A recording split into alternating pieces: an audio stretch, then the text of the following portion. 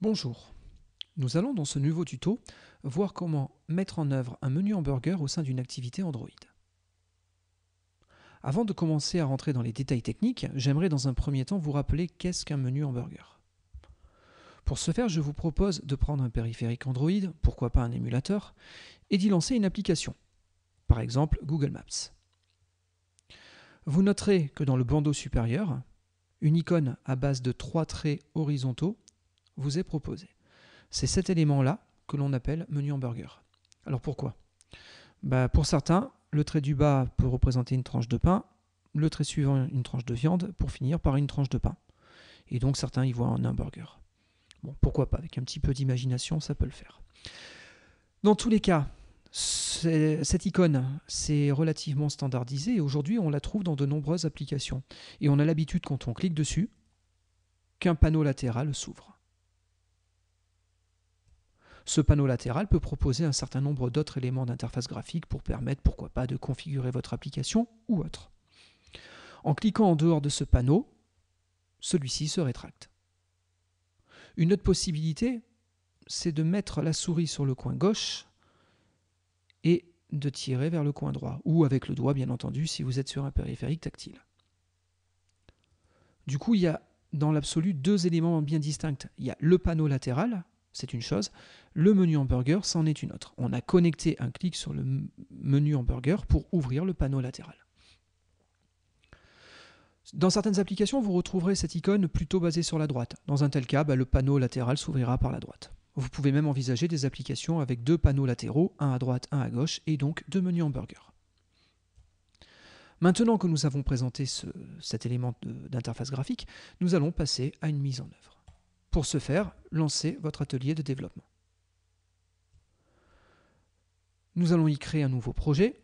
Nous appellerons ce projet hamburger menu. Pourquoi pas. Nous acceptons les choix qui nous sont proposés ici. Et arrivé à ce niveau, nous aurions deux possibilités. Première possibilité, utiliser cet assistant, le Navigation Drawer Activity. Celui-ci permet de mettre en œuvre un menu hamburger plus un panneau latéral. C'est exactement ce que l'on veut. Néanmoins, dans le code qui est généré, il y a un certain nombre d'autres éléments graphiques complémentaires qui ne m'intéressent pas forcément d'un point de vue purement pédagogique. Donc, histoire de commencer plus simple, je préfère, dans notre cas à nous, prendre une empty activity et tout faire à la main. Ça aura le mérite de vous montrer le strict minimum requis pour avoir un panneau latéral. Vous allez voir, c'est assez rapide. On clique sur Next. On accepte les valeurs proposées à ce niveau-là, c'est notre activité principale. Finish. Du coup, il va falloir attendre quelques temps, en général quelques secondes, pour que le projet soit construit et correctement construit. Au terme de ce temps, normalement, vous devriez récupérer la main dans votre atelier et vous devriez pouvoir commencer à travailler. La première étape que nous allons réaliser consiste à trouver une icône pour notre fameux menu hamburger. Personnellement, je suis allé sur Google et j'ai fait une recherche rapide au niveau des images. J'ai trouvé cette image-là, elle me convient, je la copie et je la colle dans mon projet au niveau du répertoire Drawable. Normalement, dans ce répertoire, vous retrouvez différentes images, en tout cas différentes densités d'images en fonction de la densité de la dalle tactile sur laquelle vous pouvez travailler. Par exemple, sur les icônes de l'application, c'est pareil, vous retrouvez ici les différentes résolutions. Dans mon cas, j'ai simplifié les choses, ça reste une démonstration et pour ne pas perdre trop de temps au niveau des images, j'en ai choisi qu'une seule de résolution raisonnable. Une fois que cette étape est faite, l'étape suivante consiste à ouvrir le répertoire, ouvrir le répertoire S, mais il est déjà ouvert dans notre cas, et à cliquer sur New pour choisir un nouveau fichier de ressources Android. Cet assistant se propose à vous. Il nous faut saisir deux informations, le nom de la ressource de menu.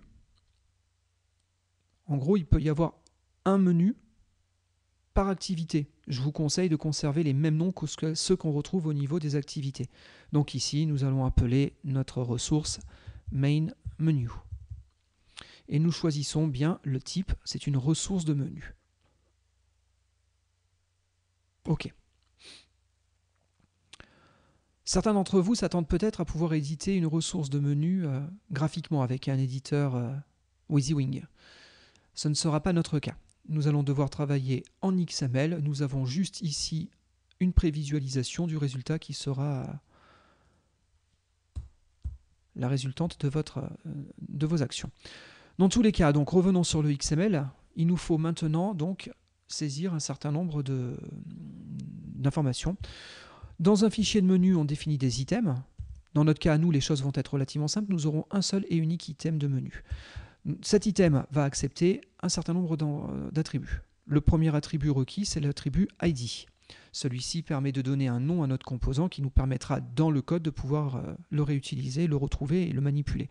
Ce sera notamment utile pour associer notre gestionnaire d'événements de clic pour ouvrir le panneau latéral. Appelons cet élément de menu hamburger menu. Parfait. Deuxième attribut, il est obligatoire. On ne va pas réellement s'en servir, mais il le faut. C'est le title. Ensuite, l'autre attribut qui pour nous par contre est très important, une icône. L'icône, nous allons récupérer celle que nous avons placée dans nos ressources. Donc elle est localisée dans le répertoire Drawable. Et elle s'appelle, regardez, j'ai fait CTRL espace, ça m'a complété le nom de manière complètement automatique, je n'ai pas eu à saisir toutes ces informations-là. Enfin, il nous reste une dernière chose à spécifier sur cet item de menu. Comme vous pouvez le voir actuellement dans la prévisualisation, on a bien l'icône d'ouverture du pop-up menu qui va nous afficher normalement tous les choix.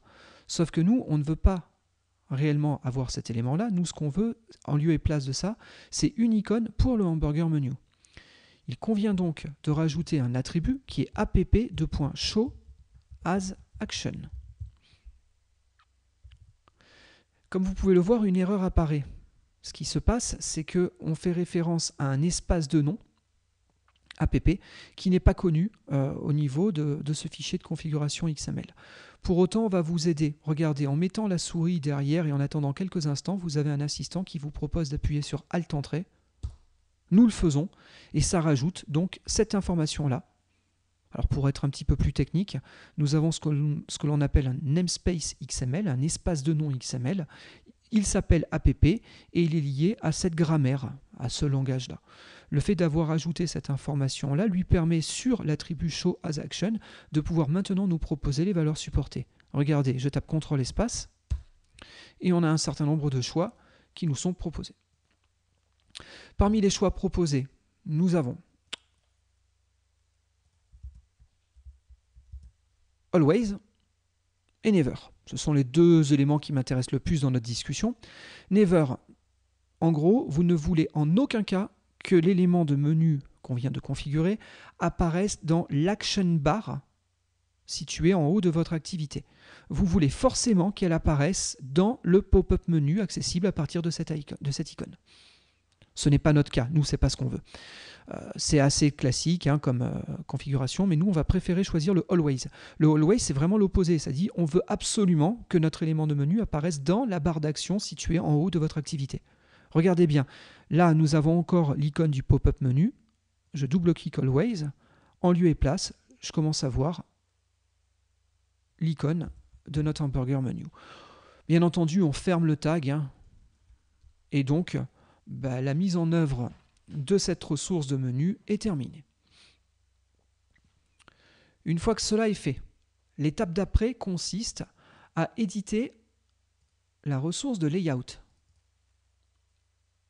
Là, notez, nous avons cette fois-ci droit à un assistant en mode graphique, nous permettant de mettre en œuvre notre interface. Néanmoins, nous avons un petit souci.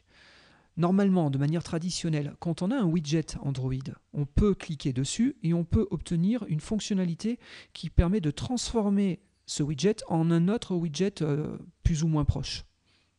Ça vous permet de changer le type. Dans l'absolu, ce relative layout ne m'intéresse absolument pas. Moi, ce que j'aimerais avoir ici, c'est un autre type de layout. Par contre, comme on peut le voir, nous n'avons pas le droit de cliquer sur Morphing et donc on ne peut pas changer ce relative layout. C'est bien dommage. Du moins, on ne peut pas via l'assistant graphique. Par contre, notez qu'il est tout à fait possible de faire les modifications au niveau du XML. Alors pour autant, on ne va pas le faire de suite. Ce que je vous propose quand même, c'est de profiter malgré tout de l'assistant pour commencer à générer un petit peu ce qui nous intéresse. Et nous retravaillerons rapidement à la fin la partie XML. Du coup, ce que je veux placer dans mon interface, c'est un composant mais qui n'apparaît pas directement dans ceux qui vous sont proposés ici.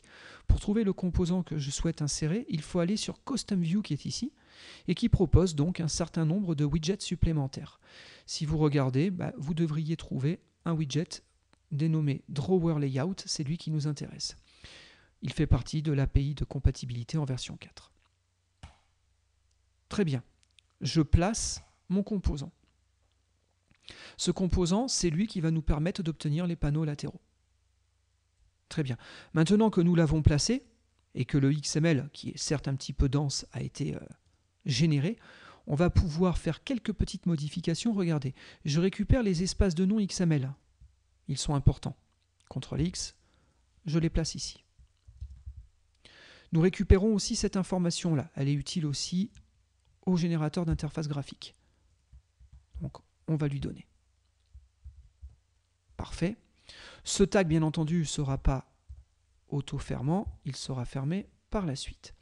Très bien. Du coup, ça nous permet de pouvoir dire qu'on enlève cet élément-là.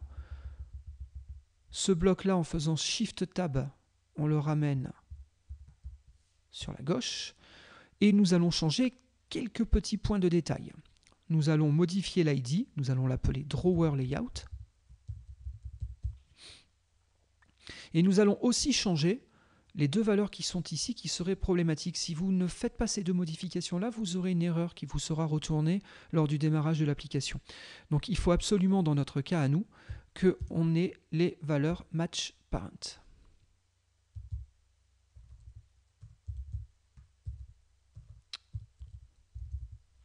Parfait. Notez que pour les modifications qui sont là, nous aurions pu les réaliser au niveau de l'interface graphique à ce niveau-là. C'est comme vous le souhaitez, soit par l'interface graphique, soit par le XML, ça revient au même. Bon, dans tous les cas, voilà notre modification d'effectuer. Nous avons maintenant notre Drawer Layout qui est notre layout principal de notre application. Bon, il est dommage qu'il reste ce petit bug. Ce n'est pas un relative layout. Maintenant que nous avons fait ça, nous allons pouvoir remplir le contenu de ce layout. En gros, il est prévu pour accepter jusqu'à 3 composants. Le premier composant, c'est le panneau latéral sur la gauche. Le deuxième composant, c'est le panneau central. Troisième composant, le panneau latéral sur la droite. Bien entendu, les panneaux latéraux ne se voient que s'ils sont ouverts. Dans l'éditeur, ça peut être un petit peu délicat de travailler avec. Donc je vous propose une astuce, c'est on va commencer à éditer le panneau latéral, mais en le mettant au centre du Drawer Layout. Par la suite, nous le déplacerons.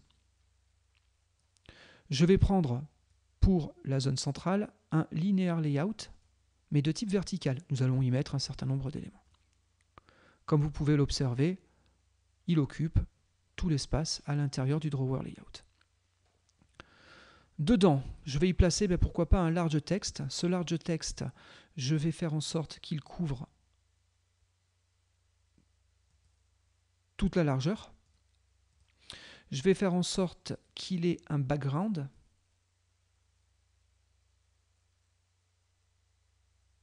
Pourquoi pas du rouge? C'est bien visible.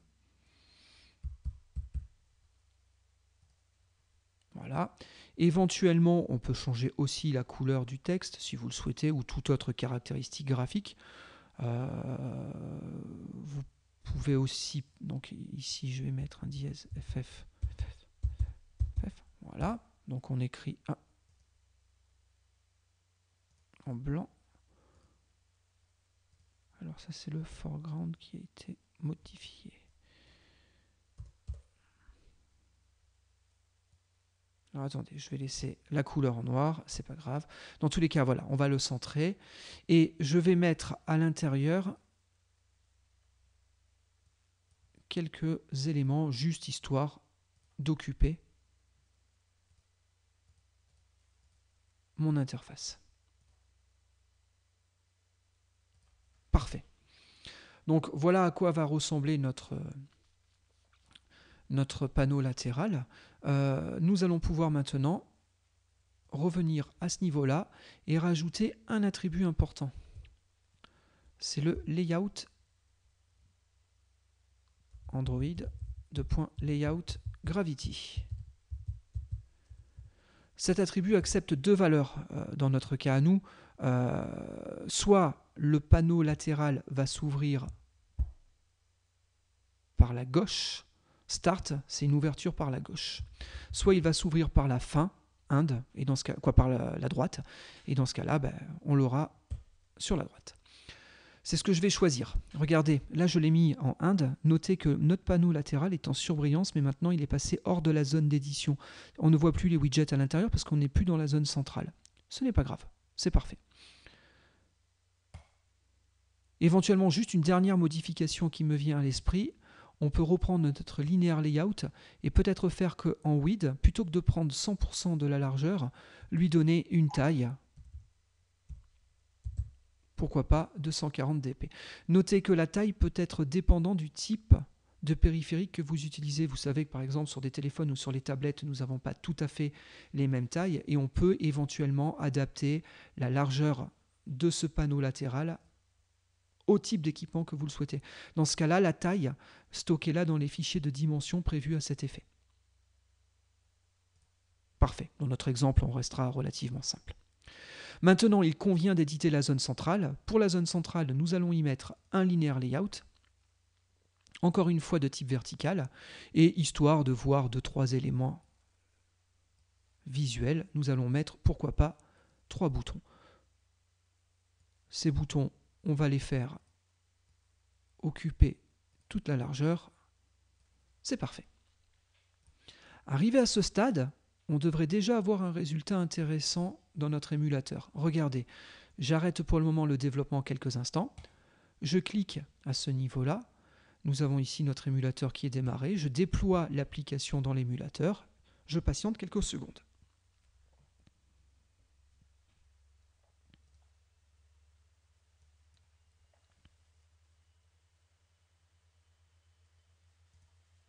Voilà, donc notre application est en train d'être déployée. Et donc, notez, nous avons déjà notre zone centrale. Regardez, avec le doigt, si vous êtes en tactile ou avec la souris, en déplaçant le panneau latéral, vous avez déjà votre drawer layout qui s'ouvre. Le petit effet qui est dommage là, c'est que effectivement, notre arrière-plan est transparent. Donc on voit encore les composants par derrière. Je vous propose de faire une dernière petite modification par rapport à cet élément-là. Et donc si on revient sur notre linéaire layout, on peut y rajouter un background. Et donc le premier FF c'est l'alpha, donc on veut qu'il soit opaque. Composante rouge 255, composante verte 255, composante bleue 255. Donc on a bien nos composantes RGB qui sont à fond sur chacune des valeurs. Donc on est dans du blanc. Complètement opaque. Parfait, regardez, je relance notre application dans l'émulateur et là l'effet devrait être un tout petit peu plus sympathique. C'est-à-dire que maintenant, quand le panneau latéral s'ouvre, on ne voit plus les éléments placés à l'arrière de ce panneau latéral. Parfait. Maintenant, qu'est-ce qu'il nous faut? Maintenant, il nous faut rajouter le fameux menu hamburger pour ouvrir ce panneau latéral. Alors, nous l'avons effectivement ajouté dans la ressource de menu, mais ce n'est pas parce que nous avons édité cette ressource de menu que cela suffit à le voir apparaître, comme vous avez pu le constater. Il convient maintenant d'éditer le code de notre application et nous allons devoir rajouter deux méthodes. La première méthode, alors ça va fonctionner en gestionnaire d'événements si vous le souhaitez, si vous voulez, et donc ce sera le onCreateOptionMenu. C'est une méthode qui est déclenchée dès lors que nous avons besoin d'afficher le menu. Nous allons ici faire un get menu inflater et donc à ce niveau-là, on va pouvoir faire un inflate. La ressource de menu utilisée, c'est main menu et on l'injecte dans le composant passé en paramètres. Il convient aussi de dire que nous avons correctement injecté la barre de menu. Cette méthode-là permet de mettre le menu en place. Relançons l'application dans l'émulateur, nous voyons apparaître notre menu hamburger. Pour autant, nous n'avons pas géré le clic. La dernière étape, c'est de rajouter notre gestionnaire de clics à ce niveau-là. Et donc, il nous faut un on option item selected.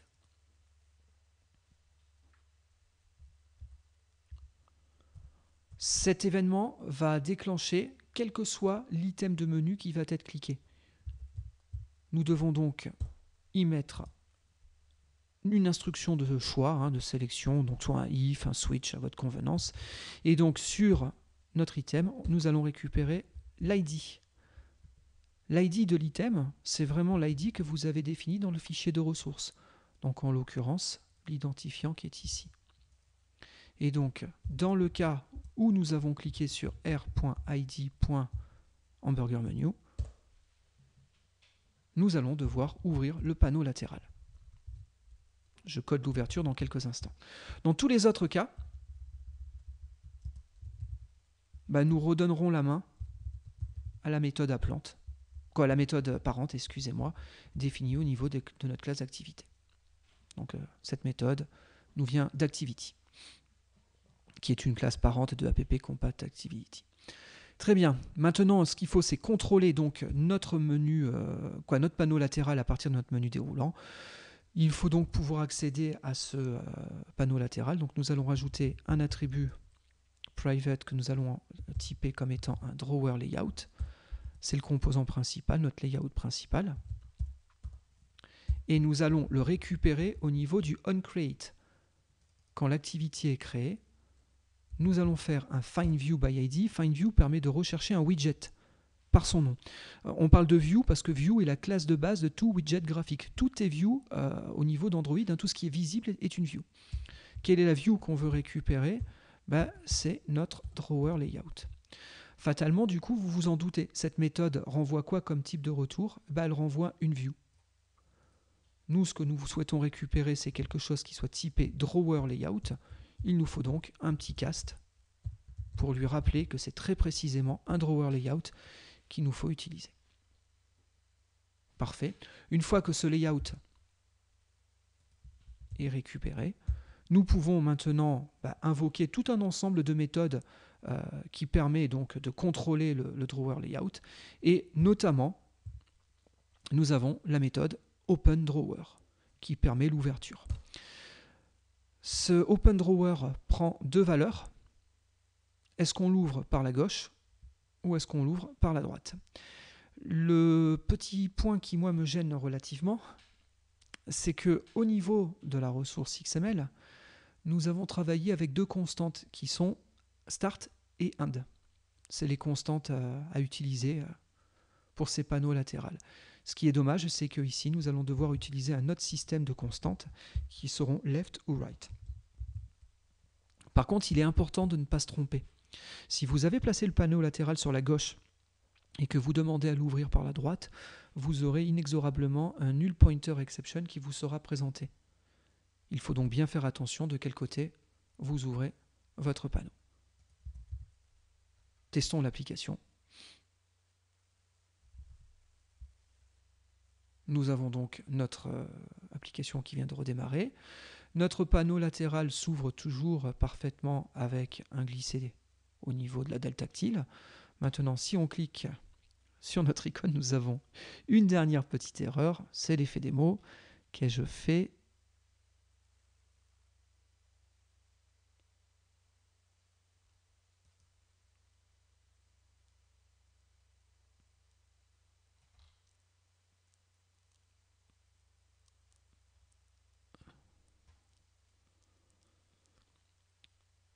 C'est vraiment l'effet démo. Qu'est-ce que j'ai qui ne va pas?